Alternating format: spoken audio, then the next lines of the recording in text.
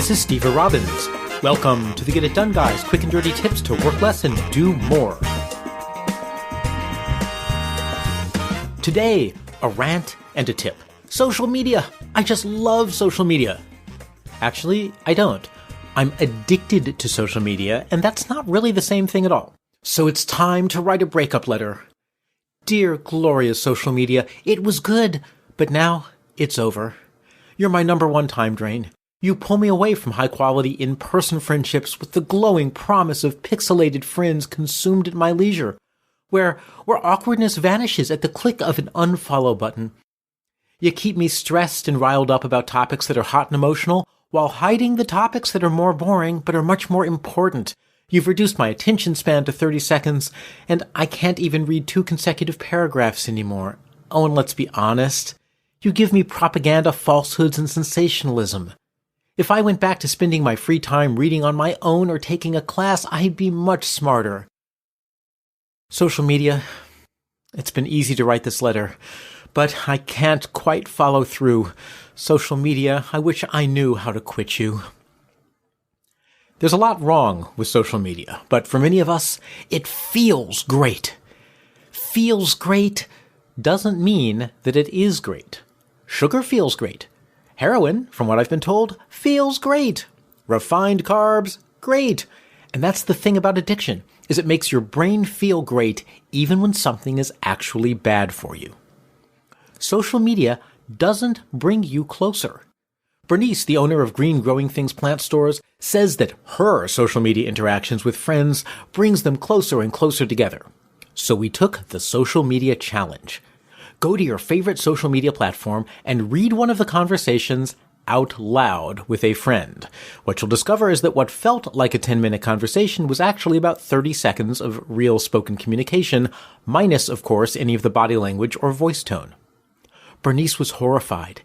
"It felt so real," she cried. Yes, Bernice, it did.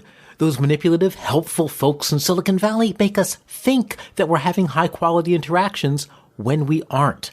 It gives us all the feels, but with little actual substance, and it gives them a physically addicted customer base with altered brain chemistry. If you would like a link to the National Institute of Health research on this topic, visit getitdoneguy.com/social media. But it doesn't have to be this way. Yes, social media is designed to turn your brain into mush and make you into an obedient zombie. And let's be clear, if you're going to be a zombie, my zombie army feasts on Oreo ice cream cake, and Mark Zuckerberg's zombie army feasts on advertising and Russian propaganda, so mine's way better. But you can thwart the evil designs of Silicon Valley, and you can use social media to deepen your actual in-person relationships. Use a social media to-do list. In the episode on how to divorce your computer, we created a computer to-do list. Instead of being your computer's slave, you collect your computer tasks on a special to-do list, and you only do them when you're actually at your computer, and then you leave your computer. So to stymie social media's evil plans, grab a piece of paper and title it not Social Media To-Do List, but Social Life To-Do List. We're going to use that list to protect our precious purity of essence from the gaping maws of the psychopathic social media companies. And by the way, if you work for one of these companies, it's not too late. Come back to us. We have Oreo ice cream cake. Social media triggers are designed to get you to engage. So you will engage. Only now, instead of engaging with the social media, you'll engage with your social life to-do list. Let likes trigger your to-dos. When you see something on Facebook or Twitter or Instagram or anywhere else on the web that you want to like, don't. Instead, jot down the name of the person and a reminder about whatever the topic was on your social life to-do list. Chris, status update about the importance of marshmallow peeps at Easter in a liberal Catholic congregation. Europa, gorgeous photograph of an entire battalion of her minions dressed in cheerful pastel colors. And so on. Do not, however, write comments online or click the like buttons. Just make a list. Also, add the good picture feelings to your list, because one of the most manipulative things that social media companies do is they show you little pictures of your friends and their names, and it makes you feel like your friend is there. Your friend is not there. You're staring at a screen being mediated by a cold, heartless algorithm that's trying to manipulate you for political or economic advantage. Look at that little picture and repeat after me. That little picture is not my friend. That little picture is not my friend. It is an evil, high-tech algorithm created by psychopathic nerds to enslave my mind and enrich themselves. That little picture is not my friend. On your social life to-do list, write your friend's name. And while you're at it, rate them with a few little hearts next to their name. The more you love them, the more hearts you give them. Also add other notifications to your list. If Facebook tells you that it's someone's birthday, write that down on your list. If a news story pops that mentions a friend, write that down. If LinkedIn tells you it's someone's work anniversary, that goes on your list too. This is LinkedIn's attempt at brain manipulation, and you know what? It works. And that really proves that this stuff bypasses your conscious control, because before LinkedIn started that nonsense, whoever celebrated a work anniversary ever? Does Reid Hoffman, the founder of LinkedIn, celebrate his work anniversary? No. He celebrates the day that he cashed out for billions of dollars and never has to touch LinkedIn or anything resembling work ever again. He's sipping champagne on his yacht, laughing at all of us, while we make him even richer by being addicted to his invention. And then, turn your list into reality. Once you've added several items to the list, turn off your computer. Toss it in the bathtub, and while you enjoy watching it shoot sparks and make sizzling sounds, get out your phone. Now go through your list and notice which people and topics are actually important to you. Cross out everyone else.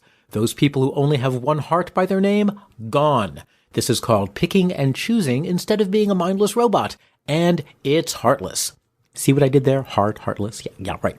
Call everyone who's left. Connect with them by voice. Chat about the post, the picture, the like, the birthday, or the anniversary. Social media gave you the perfect opening for the conversation. Hey, Bernice, I see you've been at Green growing things for a decade. How's that working out? Are you and your fiancé Melvin ever actually going to get married?